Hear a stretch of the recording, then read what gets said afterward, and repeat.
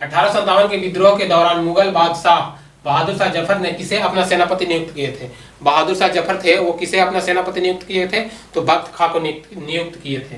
किनको किए थे? बख्त खां।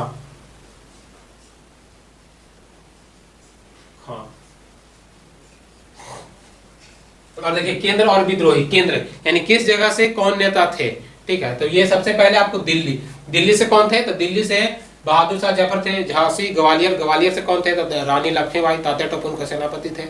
तो इसके बारे में देखिए, दिल्ली से थे बहादुर शाह जफर।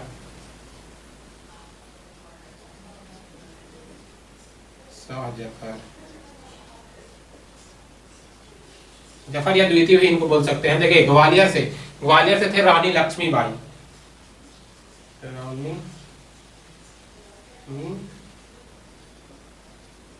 बाई या इनको तात्या टोपे।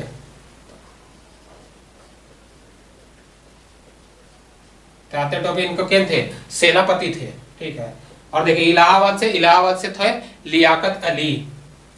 इलाहाबाद से लियाकत अली। और देखिए जगदीशपुर यानी बिहार से थे वीर कुंवर सिंह थे। जगदीशपुर से बिहार से कुंवर सिंह।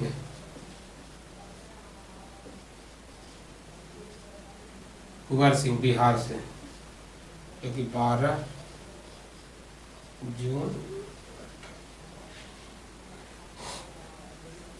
जून 1857 से भाग लिए थे। और आगे देखिए 1857 के विद्रोह का अखिल भारतीय नेता किसे नियुक्त किया गया?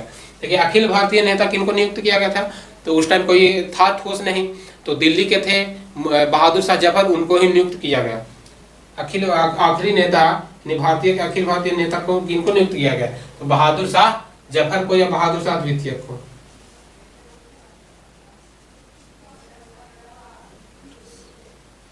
बहादुर शाह जफर को।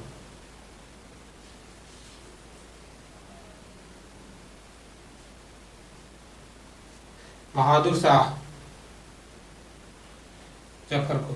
देखिए वर्ष 1857 के विद्रोह के दमन के पश्चात क्या हुआ? देखिए जब 1857 के दमन हो गया, उसके पश्चात क्या हुआ? तो उसके पश्चात भारत शासन अधिनियम 1858 के तहत, जो कि ईस्ट इंडिया कंपनी के हाथों से भारतीय का जो था वो ब्रिटिश महारानी क्रोन के हाथों में चला गया शासन। तो भारत शासन अधिनियम 1858।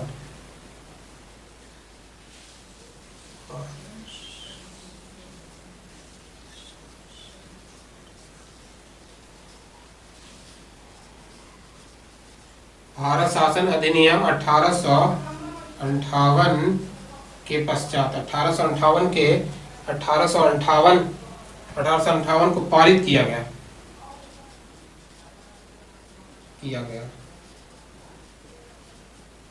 इससे क्या हुआ कि इसके बाद ईस्ट इंडिया कंपनी के हाथों में चला गया। यानी ईस्ट इंडिया कंपनी से भारतीय शासन अधिनियम ब्रिटिश क्राउन के हाथों में चला गया। यानी ईस्ट इंडिया कंपनी के हाथों से शासन ईस्ट इंडिया कंपनी के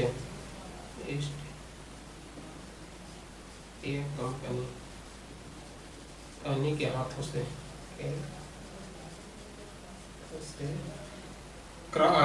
ब्रिटेन के क्राउन के हाथों में चला गया। ब्रिटेन के क्राउन के हाथों में चला गया। क्राउन के हाथों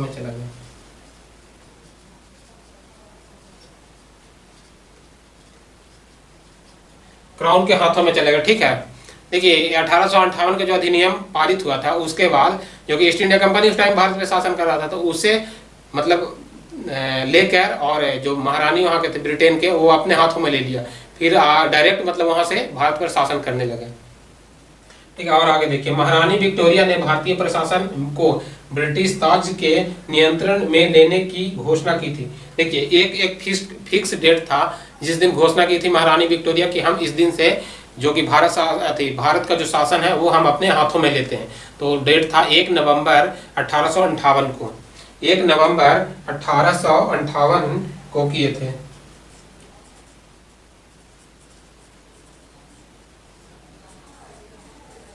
1 नवंबर 1858 को किया गया था, 1 नवंबर 1858 को किए थे। और उस दिन से फिर अपने जो कि ब्रिटिश महारानी वो अपने हाथों में ले लिए भारत के, डायरेक्ट वहां से शासन करने लगी। और देखिए आगे 1857 के विद्रोह के दमन के पश्चात भारतीय सेना का पुनर्गठन के लिए किस आयोग का गठन किया गया था? देखिए 1857 के जब विद्रोह खत्म हो गया उसके बाद भारतीय सेना के लिए एक आयोग का गठन किया गया जिसको कहा जाता है पील आयोग। क्या कहा जाता है? पील आयोग।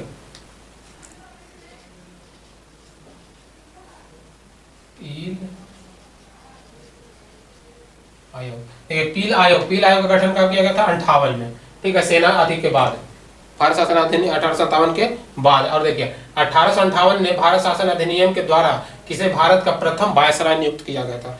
अब देखिए जब ईस्ट इंडिया कंपनी के शासन समाप्त हो गया तो उसके बाद फिर जब क्राउन ब्रिटेन के जब हाथों में चला गया तो वो अब डायरेक्ट क्या चुनने लगे? वायसराय चुनने लगे। तो प्रथम वायसराय आपको कौन हो गया? तो प्रथम वायसराय हो गया आपको लॉर्ड कैनिंग।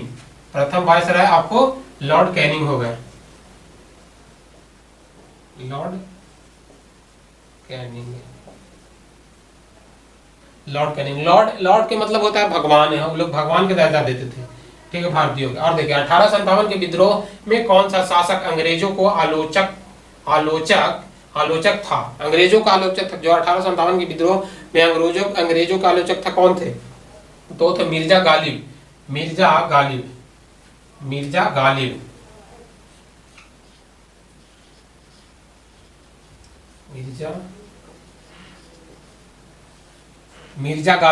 देखिए मिर्जा, ऐसा भी कहा जाता है कि जो मिर्जा गालिब थे वो 1857 के विद्रोह को अपने आंखों से देखे थे, ठीक है। और देखिए 1800 भारत के शिक्षित मध्य वर्ग तथा जमींदारों ने 1857 के विद्रोह में तटस्थ बनकर रह गए थे। तो ये जो शिक्षित और मध्य वर्ग थे 1857 के विद्रोह में, और जमींदारों ने तटस्थ यानी कुछ ई लोगों ने नहीं किया, इसके कारण से भी विफलता हुआ था। देखिए शिक्षित मध्य वर्ग तथा जमींदारों ने 1857 के विद्रोह में तटस्थ रह गए थे, इन्होंने कुछ भी नहीं किया था ऐसा। और आगे देखिए 1857 के विद्रोह के कारण पर भारतीय भाषा में लिखने वाला प्रथम भारतीय कौन थे? भारतीय भाषा में लिखने वाला प्रथम भारतीय सर सैयद अहमद खान थे। 1857 के विद्रोह के कारणों पर भारतीय भाषा में लिखने वाले क्या लिखने वाले? भारतीय भाषा में लिखने वाले क्या थे? तो सर सैयद अहमद खान। सर सैयद अहमद खान।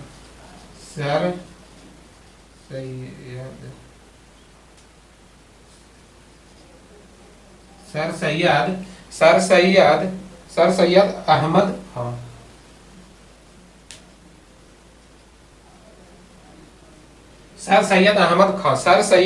अहमद खान थे भारतीय भाषा में लिखने वाले। देखिए और 1857 के स्वतंत्रता संग्राम में किस राजवंश ने अंग्रेजों की सर्वाधिक सहायता की थी? देखिए जब 1857 के विद्रोह हो रहा था तो उस टाइम भारतीयों जो राजाओं थे ने वो बहुत अंग्रेजों की सहायता किए, मदद किए, ठीक है, इसके कारण से भी विफल रहा। तो वो कौन थे? तो ग्वालियर के सिंधिया जो थे वो अंग्रेजों के बहुत मदद किए थे। ग्वालियर के सिंधिया।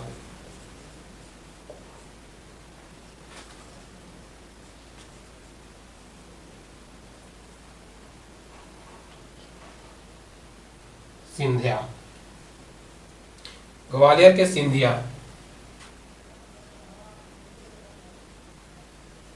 ग्वालियर के सिंधिया थे जो कि अंग्रेजों की बहुत मदद किए थे, ठीक है। और आगे देखिए 1857 का विद्रोह बिहार का नेतृत्व जगदीशपुर से जमींदार थे। देखिए बिहार से कौन थे?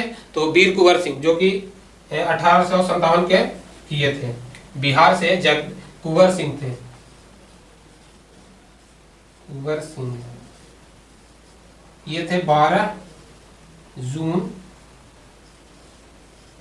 1857 से भाग लिए थे, ठीक है। देखिए 1857 पर आधारित प्रमुख पुस्तकें हैं। देखिए द ग्रेट रिवेलियन कौन लिखे थे? तो ये लिखे थे अशोक मेहता।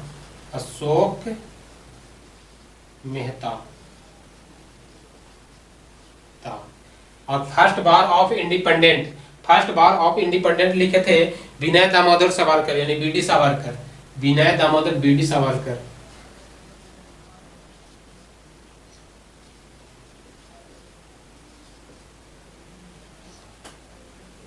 विनय दामोदर सावरकर। और देखिए आगे, शिपयार्ड और म्यूटनी एंड रिवेल्ट ऑफ 1857 किसने लिखे थे? तो ये लिखे थे रिवेल्ट ऑफ म्यूटनी किसने लिखे थे? तो ये लिखे थे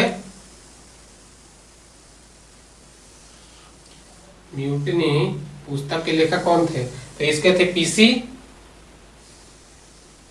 आरसी मजूमदार थे। इसका कौन थे? आरसी मजूमदार थे। Shipyard mutiny and revolt of 1857 RC Majumdar, और रिवेलियन 1857। रिवेलियन 1857 के कौन थे? तो रिवेलियन 1857 के पीसी जोशी थे।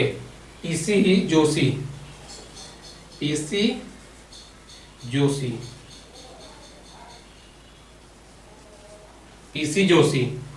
और देखिए, रानी लक्ष्मीबाई की मृत्यु पर किसने कहा था कि भारतीय विद्रोहियों में वह एक अकेला पुरुष है? यह कौन कहे थे रानी लक्ष्मीबाई को कि यह एक अकेला पुरुष है भारतीयों में? तो ये क्या थे? कैप्टन ह्यूरोज ने। कैप्टन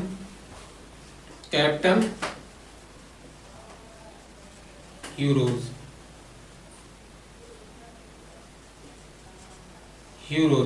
और देखिए, इनको जन्म कहाँ हुआ था? तो वाराणसी में। कब हुआ था? तो 19 नवंबर 1828 को मृत्यु हुआ था ग्वालियर में, जो कि युद्ध करते समय हुआ था। और देखिए आगे, किसने कहा था कि 1857 के विद्रोह का स्वतंत्रता की पहली लड़ाई था? तो स्वतंत्रता की पहली लड़ाई कौन कहते थे? बीडी सावरकर यानी विनय दामोदर सावरकर। विनय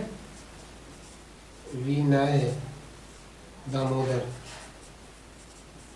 सावरकर।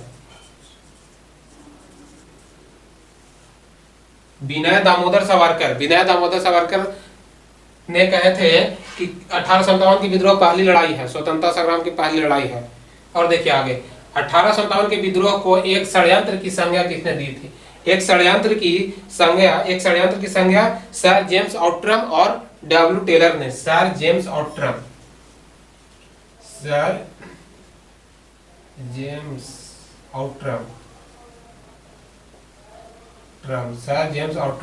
और W Taylor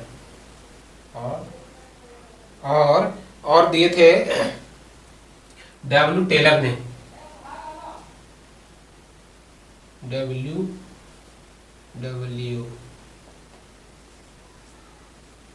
Taylor.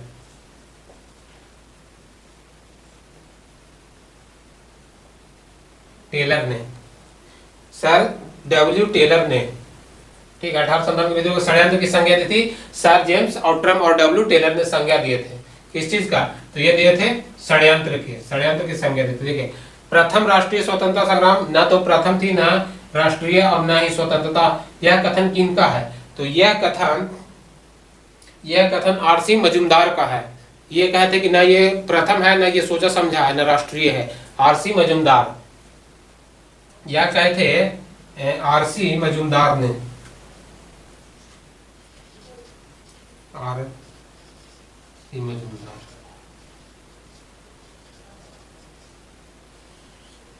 RC Majumdar ने कहे थे। ठीक है। और क्या? भारतीय स्वाधीनता आंदोलन का सरकारी इतिहासकार कौन थे? भारतीय आंदोलन का सरकारी इतिहासकार कौन थे? एस एन सेन थे।